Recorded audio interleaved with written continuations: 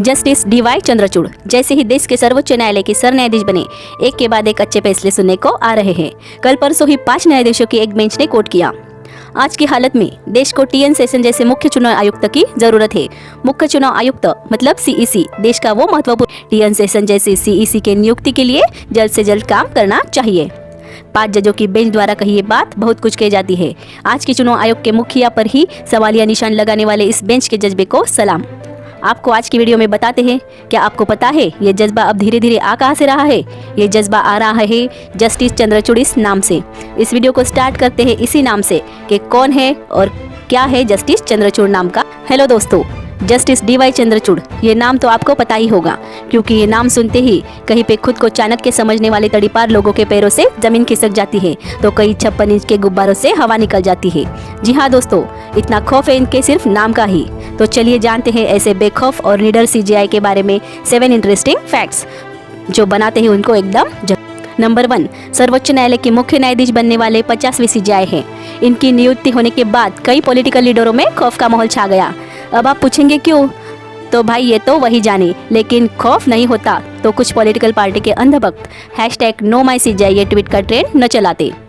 खैर, अपने को क्या, अपन कौन सा हर्षद मेहता या तड़ीपार है जो अच्छे भले सीजीआई से डरे? तो जानते हैं फैक्ट नंबर 2। डीवाईसी पहले ऐसे सीजीआई है जिनके घर से पहले भी कोई सुप्रीम कोर्ट से सर न्यायाधीश रह चुके हो। जी हाँ दोस्तों, डीवाईसी उनके पिता वाईवीसी आज से 44 साल पहले सीजीआई बने थे और आज डीवाईसी बने हैं। एक ही खानदान से 2 व्यक्ति का न्याय व्यवस्था की चोटी पर पहुंचने का ये पहला अवसर है।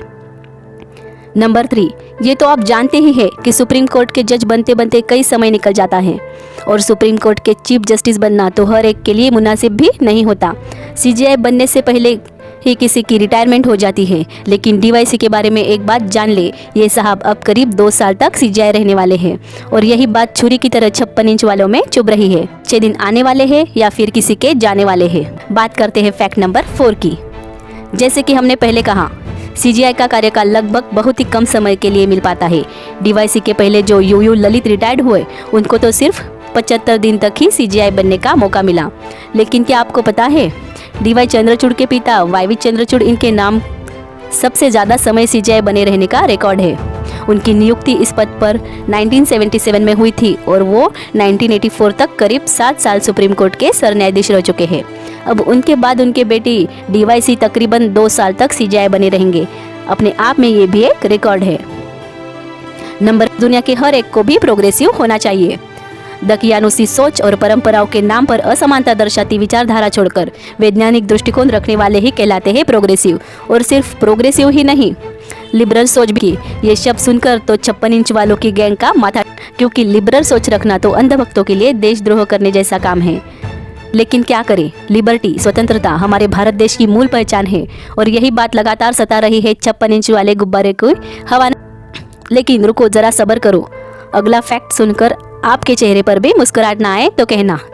नंबर 6, सीजीआई साहब प्रोग्रेसिव लिबरल है ही, ये सुनकर ठंडे न पड़े आप। वो एक ईमानदार और मेहनती जज है और सबसे बड़ी बात, अपने नाम के आगे जो जस्टिस लगाते हैं उसका सम्मान करने वाले, सबको एक ही नज़र से देखने वाले एक न्यायप्रिय न्यायाधीश भी है। ऐसा नहीं कि किसी की विचारधारा मिलती नहीं तो उनको अलग न्याय, कोई अपना पराया भेद नहीं है उनके पास। सबको समान न्याय व्यवस्था, यही सपना है उनका। उनकी न्यायिक कार्यप्रणाली इसी बात से समझ सकते हैं कि डीवाई चंद्रचूड़ ने अपने ही पिता वाईवी चंद्रचूड़ के दिए फैसले को एक नहीं 2 बार पलट दिया था। गलत को गलत और सही को सही कहने से नहीं डरते वो। अब नंबर 7 पॉइंट जानते हैं। उनके द्वारा पिछले कुछ सालों में दिए गए कुछ ऐतिहासिक फैसले। वैसे तो उनके द्वारा दिए गए फैसले और वो किसी बेंच का हिस्सा रहे तब दिए फैसले की लिस्ट काफ़ी लंबी है। उन्होंने महिलाओं को न्याय दिलाने के लिए राइट टू अबॉर्शन, सेना में वुमेन्स परमानेंट कमीशन के साथ साथ राइट टू डिसेंट विरोध का अधिकार, राइट टू डिग्निटी और एलजीबीटी जैसे संवेदनशील मामले के साथ राम मंदिर, बाबरी मस्जिद विवाद के फैसले में अहम रोल निभाया है। ये लिस्ट बढ़ती ही जाएगी। दोस्तों, सालों बाद लग रहा है कोई ईमानदार और मेहनती जज लंबे कार्यकाल के लिए देश की न्याय व्यवस्था को मिला है। उनके सामने भी अब इलेक्टोरल बॉन्ड, आर्टिकल 370 के बहुत सारे पेंडिंग पड़े मामले। अब देखते हैं देश को उनसे जगी उम्मीद पर वो कितना खरा उतर पाते हैं। अच्छे दिन आते हैं या फिर जाते हैं, इस पर आपकी क्या राय है कमेंट में ज़रूर बताएं। अगर वीडियो अच्छा लगे तो शेयर करके ऐसे ही वीडियोस के लिए इस चैनल को सब्सक्राइब करना न भूलें। मिलते हैं नेक्स्ट वीडियो में, तब तक के लिए टेक केयर। जय हिंद।